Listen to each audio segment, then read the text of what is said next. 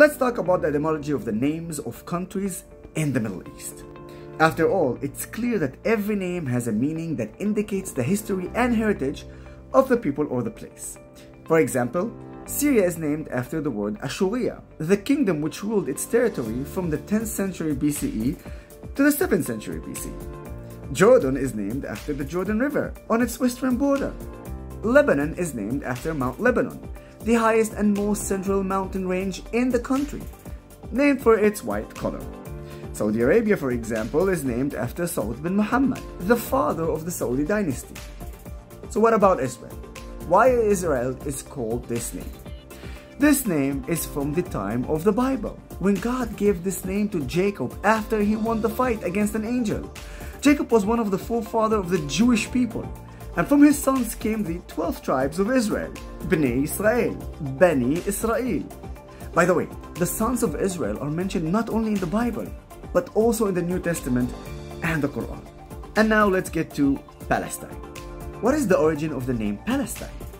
After suppressing the Bar Kokhba rebellion in 136 CE, the Romans decided on punitive measures against the Jews who lived there, and one of them was to change the name of Judea to Palestine, a name they took from the Greek books that referred to the ancient Philistines who occupied the coastal plain area during the biblical period. Only in the 7th century CE was the Islamic conquest and Arabs arrived in Israel in mass for the first time. During the British Mandate, the place was called Palestina Eretz Israel, so practically everyone who lived there, Jews and Arabs alike, were defined as Palestinians. I'm a Palestinian. From 21 until 48, I carried a Palestinian passport. This name appeared on the coins, on newspaper, also in the Palestinian national team where all the players were Jewish. When the State of Israel was established in 1948 on the basis of the partition plan, the Arab leaders instead chose to reject a state and launch a war against Israel. At the end of the war, Arabs and Jews within the territory of Israel became Israelis.